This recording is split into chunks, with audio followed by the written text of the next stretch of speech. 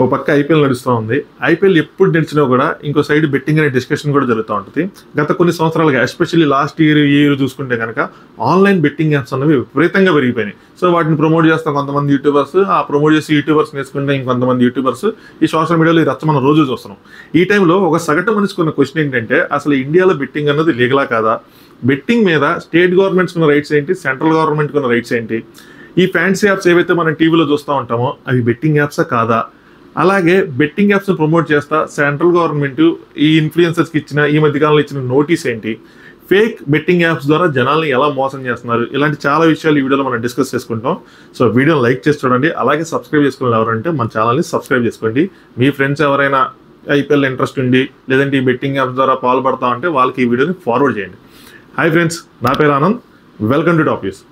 ఇండియాలో బెట్టింగ్ లీగలా కాదా అంటే స్ట్రైట్ ఆన్సర్ వచ్చేప్పటికి ఖచ్చితంగా లీగల్ కాదు. According to public gambling act 1867 ఇండియాలో ఆ బెట్టింగ్లో పాల్పంచుకున్న అంటే బెట్టింగ్ ఎవరైనా అరేంజ్ చేయటం కానీ ఆ బెట్టింగ్లో మనం వెళ్ళి జాయిన్ అయ్యి ప్లే చేయటం కానీ చట్టరీత్యా నేరం. సో వాళ్ళని అరెస్ట్ చేయొచ్చు అనమాట. బట్ ఇక్కడ ఏం జరిగింది అంటే ఇండియన్ గవర్నమెంట్ ఈ అధికారాలన్నింటినీ రాష్ట్ర ప్రభుత్వాలు కట్టబెట్టింది. అంటే వాళ్ళ రాష్ట్రంలో పర్టికులర్ స్టేట్లో మీ దాంట్లో మీరు బెట్టింగ్ నిర్వహించుకోవాలనుకుంటున్నా లేదంటే బెట్టింగ్ నిర్వహించుకోకూడదు అనుకుంటున్నా మీరే డిఫైన్ చేసుకోవాలి అని చెప్పింది.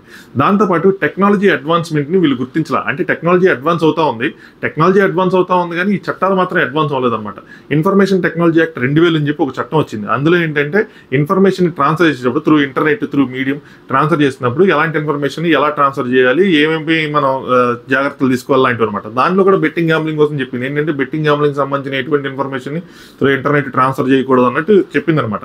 బట్ టెక్నాలజీ ఈ బెట్టింగ్ యాప్స్ అడ్వాన్స్మెంట్ అయినందుకు ఈ చట్టాలు అడ్వాన్స్ అవ్వాలి.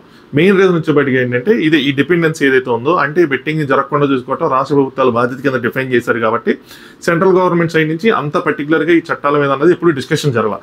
అలాగే దాంతోపాటు ఈ యాప్స్ అనేవి పుట్టుకొచ్చినాయి చూసారా, ఈ మధ్య కాలంలో బాగా ఎక్కువైపోయినాయి. ఎట్ ఏ టైం ఇప్పుడు పర్టికులర్గా ఈ సీజన్లో ఎక్కువైపోయినాయి, ఈ ఐపీఎల్ వచ్చేప్పటికి ఇంకా ఎక్కువైనాయి. దాంతోపాటు ఎలక్షన్స్ కూడా ఈ టైంలో ఉండేప్పటికీ దీని మీద ఎవరు దృష్టి ఆడించట్లా. బట్ ఈ ఎలక్షన్ మాత్రం దీని మీద గట్టిగా ఉంటుంది. సో మ్యాటర్ ఏంటి అంటే స్టేట్కి రైట్స్ ఉన్నాయన్నమాట. బెట్టింగ్ యాప్స్ని జరపాలన్నా బెట్టింగ్ నిర్వహించాలన్నా బెట్టింగ్ నిర్వహించకూడదన్నా సరే సో స్టేట్స్కి ఎక్కువ రైట్స్ ఉన్నాయి సెంట్రల్ గవర్నమెంట్ కన్నా. అందుకనే మనం డిఫరెంట్ స్టేట్స్లో డిఫరెంట్ రూల్స్ని చూస్తూ ఉంటాం. సపోజ్ మీరు గోవాలో చూస్తే కనుక అక్కడ casinos allowed, betting allowed, everything is allowed. అలాగే సిక్కిం కూడా only one state in India. So 2005లోనే ఎప్పుడనో వాళ్ళు అక్కడ చట్టం చేసుకున్నారు. దాని ప్రకారం ఏంటంటే ఆన్లైన్ బెట్టింగ్ అనేది అక్కడ లీగల్. వేరాజ్ మీరు ఇక్కడ తెలంగాణలో కానీ ఆంధ్రప్రదేశ్లో కానీ చూస్తే బెట్టింగ్ అనేది ఖచ్చితంగా ఇల్లీగలే. ఇక్కడ బెట్టింగ్లో మనం నిర్వహించకూడదు. ఆన్లైన్ బెట్టింగ్ కానీ ఆఫ్లైన్ బెట్టింగ్ కానీ ఏదైనా సరే ఖచ్చితంగా ఇక్కడ నిర్వహించకూడదు. అందులో మనం పార్టిసిపేట్ కూడా చేయకూడదు అనమాట. దీంతోపాటు వీళ్ళు ఇంకొక అడుగు ముందుకేసి ఏం చేశారంటే రమ్మీ ఆడే అప్లికేషన్స్ని ప్లస్ ఫ్యాంటసీ అప్లికేషన్స్ కూడా రెండింటిని కూడా బ్లాక్ చేశారు. సో ఇప్పుడు వచ్చే క్వశ్చన్ ఏంటంటే ఏంటి ఫ్యాంటసీ అప్లికేషన్స్ అన్నవి బెట్టింగ్ యాప్స్ అవునా కాదా అన్న ఒక డిస్కషన్ వస్తూ ఉంటుంది. ఇక్కడ బెట్టింగ్ని 2 రకాలుగా డిఫైన్ చేశారు అనమాట. 2 కేటగిరీలు చేశారు. ఏంటంటే game of luck, game of chance అని చెప్పి game of chance, game of skill. So game of chance ఏంటంటే లక్ బేస్డ్.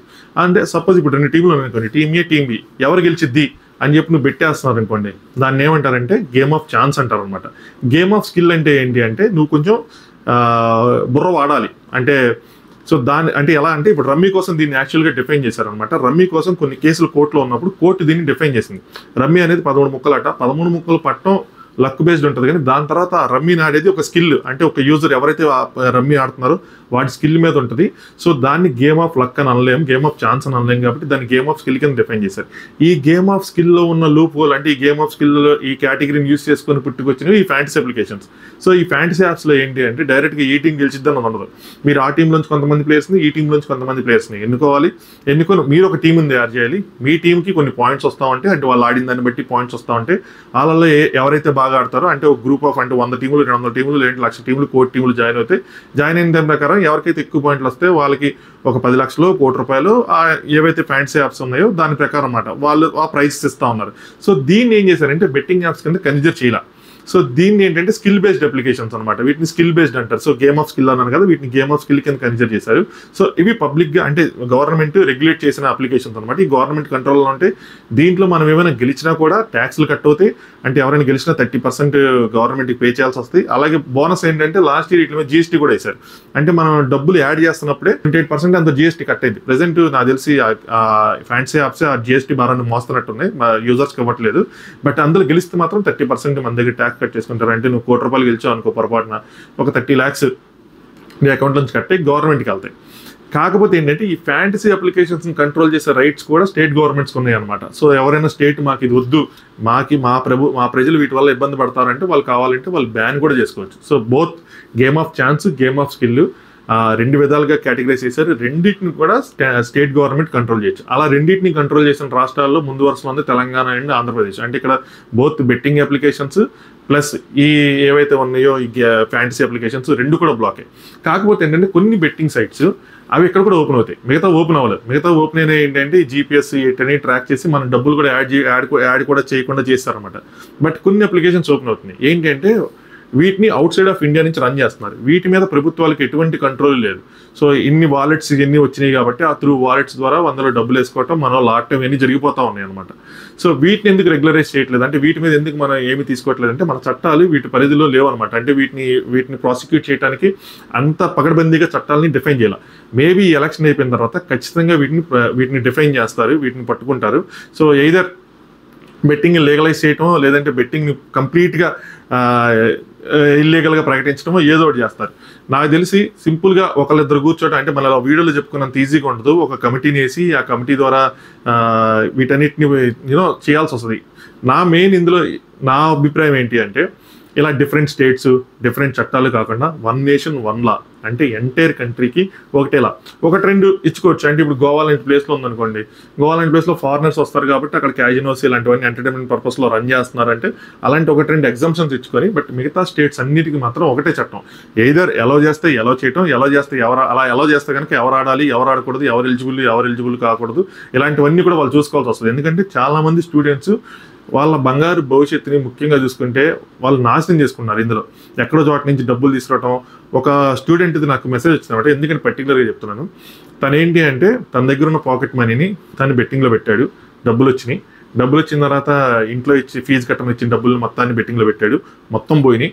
ఆ పోయిన తర్వాత దాన్ని రికవరీ చేసుకోవడానికి లోన్ యాప్స్కి వెళ్ళాడు, ఆ లోన్ యాప్స్ నుంచి లోన్ తీసుకున్నాడు, ఆ లోన్ తీసుకుని కూడా మళ్ళీ బెట్టింగ్లో పెట్టాడు, అవి కూడా పోయినాయి.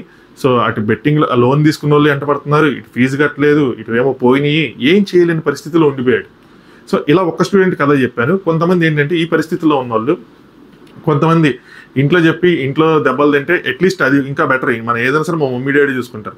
వాళ్ళు ఏం చేస్తున్నారంటే కొంతమంది సూసైడ్ కమిట్ అయిపోతున్నారు పాపం, ఇంకొంతమందిని క్రైమ్ వైపు వెళ్ళిపోతున్నారు, ఈ చైన్ స్నాచింగ్ అలాంటివన్నీ.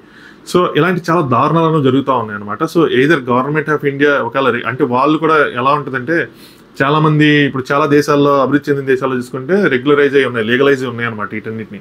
బట్ వాళ్ళు అంటే ఇప్పుడు ఆల్కహాల్ సిగరెట్లా కన్సిడర్ చేసుకుని ఇది మనకి ఆదాయం వనరు అవుతుంది, ఇందులో మనకి జిఎస్టీ వస్తుంది, ఇందులో మనకి ట్యాక్స్ వస్తుంది అనుకొని రెగ్యులరైజ్ చేయాలి అనుకుంటే కనుక ఇవి కూడా చూసుకోవాల్సి వస్తుంది. అంటే ఇలా స్టూడెంట్స్ అట్రాక్ట్ అవుతారు, స్టూడెంట్స్ కూడా రిజిస్టర్ అయిపోతారు, స్టూడెంట్స్ కూడా ఆడతారు, జాబ్ లేనర్ కూడా ఆడతారు. అప్పుడు ఇండియాలో నెక్స్ట్ ఏం జరగబోతుంది, క్రైమ్ రేట్స్ అనేవి ఎలా ఉండబోతాయి, ఇలాంటి చాలా వాటన్నిటిని బ్యారేజ్ వేసుకొని ఈ చట్టాలన్నీ చేయాల్సి వస్తుంది అనమాట. 1-2 రోజుల్లో అవ్వదు. బట్ ఈసారి ఎలక్షన్స్ అయిపోయిన తర్వాత వచ్చే గవర్నమెంట్ నెక్స్ట్ ఐపీఎల్ స్టార్ట్ అయ్యే లోపల పగడబందీ చట్టాలన్నీ తీసుకొస్తాయి. ఏదైతే క్రిప్టో కరెన్సీ కోసం డిస్కషన్స్ జరిగినాయో ఆ మధ్యకాలంలో సిమిలర్గా వీటి కోసం కూడా జరిగితే వీటి మీద కూడా మంచి చట్టాలను తీసుకొస్తారని నేను అనుకుంటున్నా. బట్ మీకు ఒక ఐడియా వచ్చి ఉంటుంది ఈ పాటికి. సో 2 రకాల అప్లికేషన్ అనమాట, డైరెక్ట్ బెట్టింగ్ యాప్స్, రెండోది ఫ్యాన్సీ యాప్స్. ఫ్యాన్సీ యాప్స్ అనేవి లీగల్, అది కూడా స్టేట్ టు స్టేట్ డిఫైన్ అయి ఉంటుంది. మళ్ళీ మన స్టేట్స్లో అది లీగల్ కాదు, అంటే మన తెలుగు రాష్ట్రాల్లో అది లీగల్ కాదు, వేరే రాష్ట్రాల్లో లీగల్. వేరే బెట్టింగ్ అన్నవి అన్ని చోట్ల ఇల్లీగలే ఎక్సెప్ట్ సిక్కిం లాంటి రాష్ట్రంలో తప్పితే, ఎందుకంటే వాళ్ళు రెగ్యులేట్ చేశారు, వాళ్ళు ఏవైతే అలౌ చేశారో అయ్యే వాళ్ళ రాష్ట్రంలో ఉన్న వాళ్ళు అయ్యే వాటితోనే ఆడుకోవాలి, మిగతా వాళ్ళు ఆడటానికి లేదనమాట. మన పర్టికులర్గా మన స్టేట్లో వచ్చేప్పటికి ఏ యాప్ కూడా అలౌ కాదు, ఎటువంటి బెట్టింగ్ కూడా మనం చేయకూడదు. ఈవెన్ రమ్మీ కూడా ఏదైతే కొన్ని గవర్నమెంట్ కేసెస్లో రమ్మీని స్కిల్ బేస్డ్గా డిక్లేర్ చేసినా కూడా ఇక్కడ స్టిల్ ఆ యాప్స్ అన్నీ ఓపెన్ అవ్వవు అనమాట. సో మనకైతే మాత్రం మన తెలుగు రాష్ట్రాలకు వచ్చేప్పటికి మాత్రం ఖచ్చితంగా ఇల్లీగలే. సో ఎవరైనా ఆడుతూ ఉంటే మాత్రం ఆపేయండి. సో నెక్స్ట్ వచ్చేప్పటికి ఏంటంటే నోటీస్ ఏమి ఇచ్చారు అంటే సెంట్రల్ గవర్నమెంట్ కొంతమంది అంటే వాటిని ఇప్పుడు మనం రెగ్యులేట్ చేయలేకపోతున్నాం కదా, కంట్రోల్ చేయలేకపోతున్నాం, పుట్టగొడుగుల్లో వస్తుంది. ఈ ఇన్ఫ్లుయెన్సర్స్ ఎవరైతే వాటిని ప్రమోట్, ఎందుకంటే టీవీలో వేయలేము యాడ్లు అయ్యి, ఎందుకంటే చెప్పాను కదా లీగల్ కాదు కాబట్టి టీవీలో అసలు వేయలేరు. త్రూ ఈ ఇన్ఫ్లుయెన్సర్స్, త్రూ ఈ సెలబ్రిటీస్, ఈ సోషల్ మీడియా సెలబ్రిటీస్ ద్వారా వాళ్ళు ప్రచారానికి తరలిపోయారు వీటిని. సో అందుకోసం అని చెప్పి వీళ్ళని కంట్రోల్ చేయడానికి వాళ్ళకి నోటీస్ ఇష్యూ చేశారన్నమాట. ఎవరైతే ఈ ఆన్లైన్ గేమింగ్ యాప్స్ కానీ బెట్టింగ్ యాప్స్ కానీ ప్రమోట్ చేస్తారో వాళ్ళ అకౌంట్లు బ్లాక్ చేస్తామని చెప్పి చేశారు. బట్ ఇది కూడా చట్టం పరిధిలో ఉందంటే తెలియదు. ఒకళ్ళిద్దరు ప్రతి రాష్ట్రంలో ఒక పెద్ద ఇద్దరు సెలబ్రిటీస్ అకౌంట్స్ని బ్లాక్ చేస్తారనుకోండి, వాళ్ళ అకౌంట్ డిలీట్ చేస్తారనుకోండి, అప్పుడు మిగతా వాళ్ళందరూ సెట్ అవుతారు. ఎందుకంటే ఆ నోటీస్ వచ్చిన తర్వాత కూడా వీళ్ళు ఇంకా ప్రమోట్ చేస్తానే ఉన్నారు కొంతమంది మనం చూస్తూ ఉంటే. సో వాళ్ళ ప్రమోషన్స్ ఆగట్లేని స్టేట్కి ఒక 2-3 వాళ్ళ అకౌంట్స్ బ్లాక్ చేయటమో వాళ్ళ అకౌంట్స్ డిలీట్ చేయటమో చేస్తే సెట్ అవుట్ అవుతారు అనమాట. సో నెక్స్ట్ వచ్చేవాటికి ఏంటంటే ఫేక్ బెట్టింగ్ యాప్స్. ఈ బెట్టింగ్ యాప్సే దరిద్రం. మళ్ళీ ఇంకో దరిద్రం ఏంటంటే ఇంకా దరిద్రమైన విషయం ఫేక్. అంటే ఇప్పుడు ఈ సెలబ్రిటీస్ ద్వారా అనమాట మిమ్మల్ని అట్రాక్ట్ చేసి ఆ టెలిగ్రామ్ యాప్లోకి మిమ్మల్ని తీసుకొస్తారు. ఆ టెలిగ్రామ్ యాప్లోకి తీసుకొచ్చిన తర్వాత ఆ టెలిగ్రామ్ యాప్లో వాడు ఒక ఐడి మేము క్రియేట్ చేసామని చెప్పి ఏదో ఒక స్కామ్ నడుస్తుంది అనమాట. అందులో మీరు 2 టీంలు ఉన్నాయి, ఈ టీంకి ఎంత అంటారు, ఈ టీం మీకు కాస్తున్నారంటే ఫోన్పే అనేది వేయాలి. సో డైరెక్ట్ మీరు ఫోన్పే చేస్తారు. మీరు ఫోన్పే చేసిన తర్వాత మీరు గెలిచారనుకోండి, వాడు మిమ్మల్ని బ్లాక్ చేస్తాడు. ఇది జరిగింది ఒకరికి. సో నేను చెప్పా భయ్య ఆటమే దరిద్రం, మళ్ళీ అందులో ఆడి గెలిచి మరీ పోగొట్టుకోవడం అంటే అది ఇంకా దరిద్రం. వాడు పోగొట్టుకున్నంతకాలం పోగొట్టుకున్నాడు, వాడు గెలిచాడు అనుకున్న టైంలో కూడా బ్లాక్ చేశారు. సో ఇలాంటి మోసాలు కూడా జరుగుతూ ఉన్నాయి. సో అందుకోసం అని చెప్పి ఏదైనా ఎంటర్టైన్మెంట్ పర్పస్గా ఉండాలి తప్పితే ఇలా ఇందులో సాధించేద్దాం, ఏదైనా కెరియర్లో సాధించాలనుకోవాలి తప్పితే బెట్టింగ్ యాప్స్ ద్వారా బెట్టింగ్ పెట్టేసి సాధించేద్దాం అనుకుంటే మాత్రం రాంగ్. అలాగే మీ స్టేట్స్లో కనుక ఏదైనా ఈ ఫ్యాన్సీ యాప్స్ లీగల్ అయి ఉన్నాయి కాబట్టి, ఎందుకంటే పెద్ద సెలబ్రిటీస్ స్పోర్ట్స్ పర్సన్స్ వాళ్ళు చేస్తున్నారు కాబట్టి మీకు ఏదైనా ఆడుకోవాలనుకుంటే సో అలాంటి ఫ్యాన్సీ యాప్స్ ద్వారా ఆడుకోండి తప్పితే, అంటే just for entertainment again I'm saying. So దాన్ని డబ్బులు సంపాదించే మార్గంగా మాత్రం పెట్టుకోవద్దు. సో అదనమాట. అన్లెస్ అంటిల్ నెక్స్ట్ ఇయర్ నాకు తెలిసి వీటి కోసం ఖచ్చితమైన పర్టికులర్ రూల్స్ వస్తాయి. నెక్స్ట్ ఐపీఎల్ స్టార్ట్ అయ్యే లోపల ఖచ్చితంగా రూల్స్ వస్తాయి. ఈ లోపల అలాంటి వాటి జోలికి వెళ్లకుండా ఉండండి, జాగ్రత్తగా ఉండండి. ముఖ్యంగా 2-3 సంఘటనలు కొన్ని షేర్ చేసుకోలేకపోతున్నా, అవన్నీ ఏంటంటే చాలా బాధాకరంగా ఉంటుంది. సో మీ పేరెంట్స్ని చూసుకోండి. సో ముఖ్యంగా స్టూడెంట్స్ ఇలాంటి బెట్టింగ్ యాప్స్ ద్వారా మాత్రం వెళ్ళొద్దు. ఖచ్చితంగా ఇదైతే మాత్రం లీగాలిటీ అన్నది మాత్రం లేదు. సో అందుకోసం అని చెప్పి మీరు ఈ పాయింట్ కూడా దృష్టిలో పెట్టుకుంటే, వీళ్ళు ఇన్ఫ్లుయెన్సర్స్ సోషల్ మీడియాలో ప్రమోట్ చేస్తారు తప్పితే టీవీ న్యూస్ పేపర్ యాడ్స్లో మాత్రం రాదు ఇది. సో అది సంగతి అనమాట. సో మీకేమనిపిస్తుంది, మీ అభిప్రాయాలను కూడా కామెంట్ చేయండి. దాంతోపాటు వీడియోని లైక్ చేయాలంటే లైక్ చేయండి, ఛానల్ సబ్స్క్రైబ్ చేసుకోండి. Thanks for watching. Top yours.